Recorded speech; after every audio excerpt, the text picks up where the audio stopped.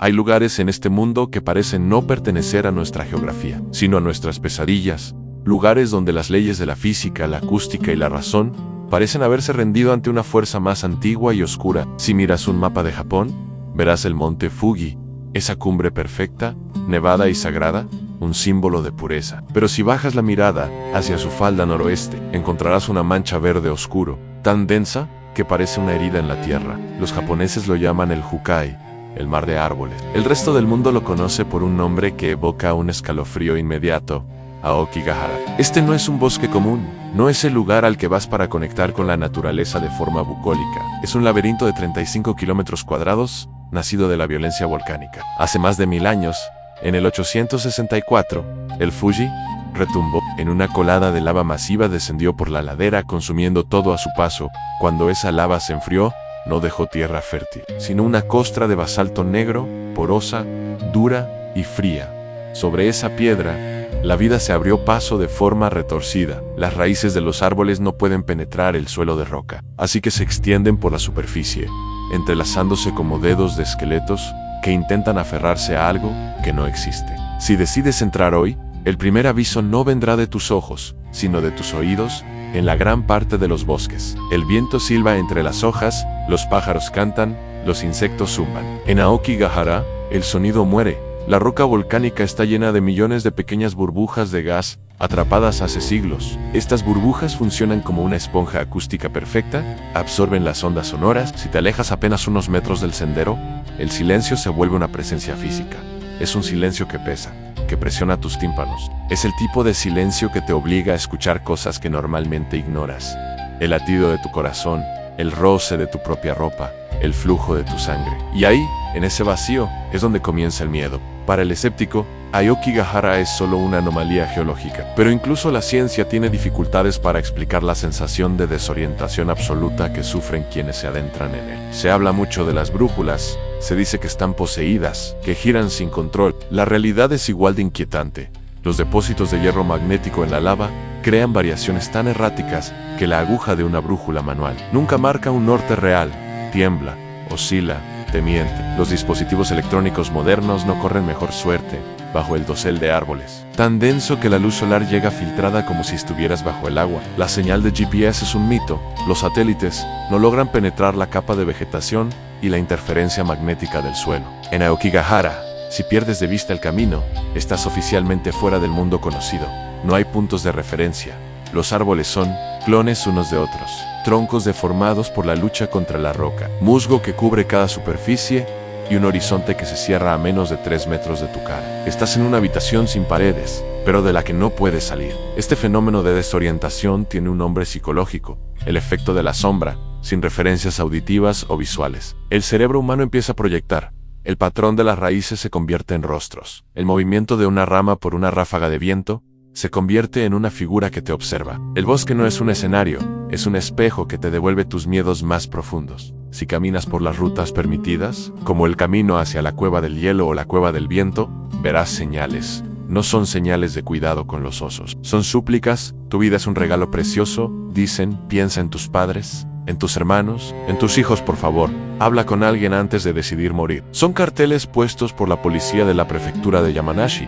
Un intento desesperado por detener una marea de tristeza que no parece tener fin. Pero lo más impactante no son los carteles, sino las cintas de plástico de colores brillantes, atadas a los árboles, rollos enteros de cinta de embalaje que se internan en la oscuridad. Quienes vienen aquí, con el propósito de terminar con su existencia, suelen llevar estos rollos. Es el último vínculo con la realidad.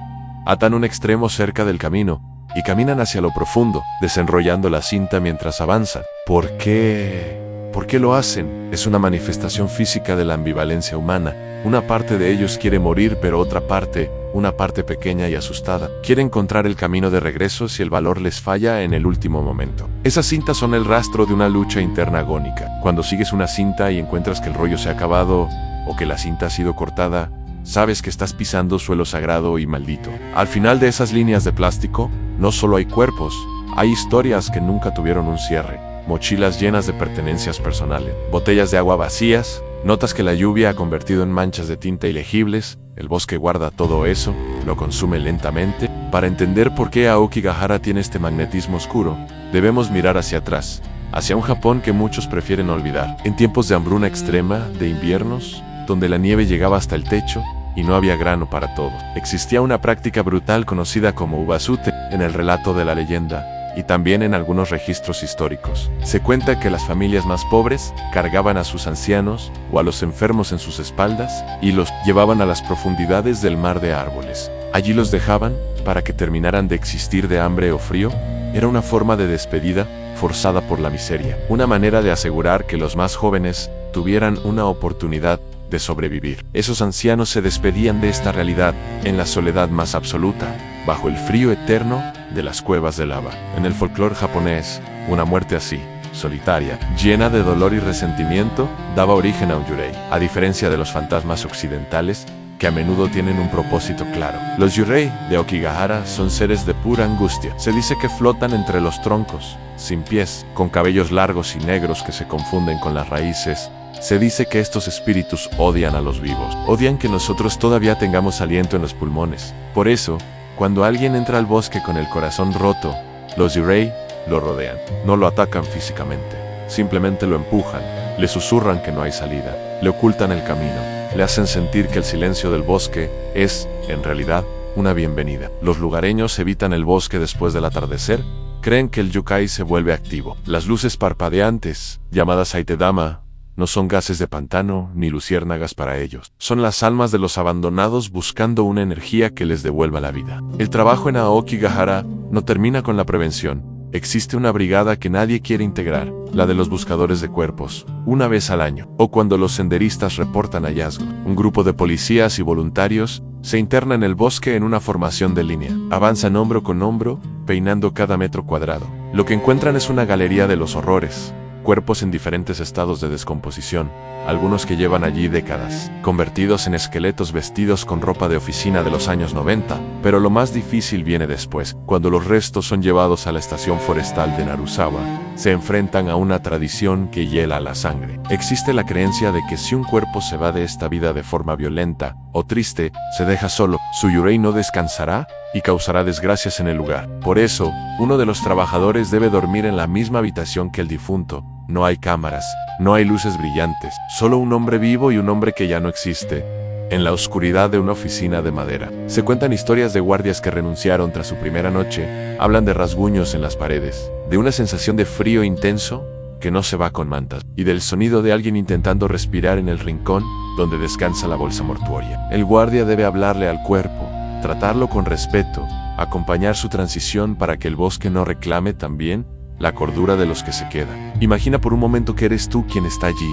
Has caminado más de lo que debías. El sol empieza a bajar en Aokigahara. El atardecer no es romántico, es una sentencia. Las sombras de los árboles no se proyectan de forma normal. Debido a las irregularidades del terreno, parecen estirarse y retorcerse, convirtiéndose en figuras que se mueven por el rabillo del ojo. Tratas de volver, pero te das cuenta de que el sendero ha desaparecido. Las raíces parecen haber crecido sobre tus huellas. Gritas, pero tu voz no llega a más de 2 metros. Es como si el aire fuera de fieltro. En ese momento, el pánico deja de ser una emoción y se vuelve una condición física. Tu corazón golpea contra tus costillas y cada golpe suena como una campana en el silencio absoluto. Comienzas a huir corriendo. Es el peor error que puedes cometer. En el mar de árboles, correr significa caer. Caer en una grieta de lava oculta por el musgo. Caer sobre los restos de alguien que cometió el mismo error que tú hace 10 años. Y mientras estás allí, en el suelo, tratando de recuperar el aliento, lo oyes. No se trata de el viento, es un crujido de ramas a un paso lento, pesado, rítmico. Alguien o algo camina hacia ti, pero no tiene prisa. Sabe que no tienes a dónde ir, sabe que las brújulas no funcionan y que el norte es ahora una palabra sin sentido. Muchos se preguntan cómo un lugar tan hermoso se convirtió en un destino tan macabro. Algunos sociólogos señalan a la literatura. En el año 1960, el autor Seicho Matsumoto publicó una novela titulada Kyorwa Hukai, El negro mar de árboles. En el clímax de la historia, 2 amantes deciden terminar sus vidas en Aokigahara, describiéndolo como el lugar más puro y privado para el adiós final. La novela fue un éxito masivo, pero dejó una cicatriz cultural. empezó a crearse una mística alrededor del bosque, se convirtió en el lugar ideal. El gobierno japonés ha tratado de desmitificarlo, ha prohibido películas, ha eliminado escenas de series de televisión, pero el mito ya es más fuerte que la realidad. Hay incluso un libro, el Manual Completo de la Autodeterminación, escrito por Wataru Tsurumi, que describe a Aokigahara como el lugar perfecto para desaparecer sin ser encontrado. El libro fue encontrado en las mochilas de decenas de víctimas, convirtiéndose en una guía hacia el abismo. Pero el bosque ya tenía esa energía antes de los libros. Los monjes budistas de los templos cercanos dicen que el yukai se asienta sobre una vena de dragón negativa, una corriente de energía terrestre que amplifica la depresión y el desespero. Si entras con paz, el bosque te da paz. Pero si entras con una grieta en tu alma, el bosque meterá sus dedos en esa grieta y la ensanchará hasta que te rompas. Dentro de Aokigahara existen cuevas que son maravillas naturales, como la cueva de hielo de Narusawa, incluso en los veranos más calurosos de Japón. La temperatura dentro de estas cuevas se mantiene bajo cero. Son catedrales de hielo eterno, pero estas cuevas tienen un lado oscuro. Durante el siglo XIX, se usaban como depósitos naturales para los muertos, cuando el suelo exterior estaba demasiado congelado para cavar. Son, literalmente, morgues naturales. Los turistas caminan hoy por pasarelas seguras, mirando las formaciones de hielo, sin saber que a pocos metros, tras las paredes de roca, que el público no puede ver, el hielo ha preservado secretos durante siglos. Se dice que si te quedas en silencio en la cueva de hielo, puedes oír el lamento de los que quedaron atrapados en el frío, un sonido que se confunde con el goteo constante del agua congelada. A pesar de todo, hay personas que viven cerca del bosque, los dueños de las tiendas turísticas, los conductores de autobús, los guías. Ellos han desarrollado un sexto sentido. Pueden identificar a alguien que entra al bosque para no volver. Tienen una mirada diferente. Dicen, no miran a los árboles, miran al suelo, no llevan cámara de fotos, no llevan equipo de acampada, solo llevan una bolsa pequeña y una determinación que asusta. Muchos comerciantes han salvado vidas simplemente ofreciendo una taza de té y una conversación, rompiendo el silencio que el bosque ya ha empezado a imponer en sus mentes. Porque el máximo enemigo en Aokigahara no es un fantasma, ni la lava, ni la desorientación. Se trata de la soledad. El bosque es el escenario perfecto para la soledad, porque te confirma que estás solo. Te quita los sonidos de la civilización, te quita la tecnología, te quita la luz, te deja solo contigo mismo. Y para muchas personas, ese es el encuentro más aterrador de todos. A medida que avanzamos hacia el final de este relato, quiero que pienses en la dualidad del bosque de Aokigahara. Es un lugar de una belleza sobrecogedora. El verde del musgo es de una intensidad que no parece real. Los árboles tienen formas que parecen esculturas de arte moderno. Lo que se respira es puro, cargado de puro oxígeno. Es un recordatorio de que la naturaleza no es buena ni mala, es indiferente. Aokigahara no te guarda odio, pero tampoco te salvará.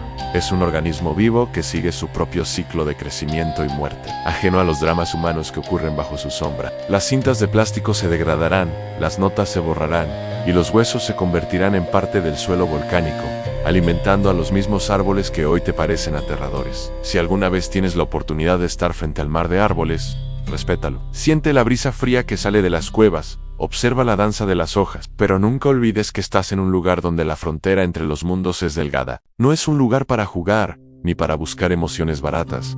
Es un lugar para recordar que la vida, a pesar de sus sombras, es lo único que nos mantiene fuera de ese silencio absoluto. Pero, cuéntame, si estuvieras allí ahora mismo, y el sol se ocultara, y tu brújula dejara de funcionar, ¿en qué pensarías? ¿En el miedo a lo que hay entre los árboles? ¿O en la necesidad de escuchar, una vez más, una voz humana? Aokigahara seguirá allí, a los pies del Fuji, el silencio seguirá esperando, y las raíces continuarán su lento abrazo sobre la lava negra. No busques respuestas en el yukai, porque el bosque solo te devolverá tus propias preguntas, amplificadas por el eco de 1000 almas que decidieron que el silencio era la única salida. Quédate en el sendero, mantén la luz encendida, y sobre todo, nunca dejes que el silencio del mar de árboles sea más fuerte que tu propia voz. Que tengas buena noche.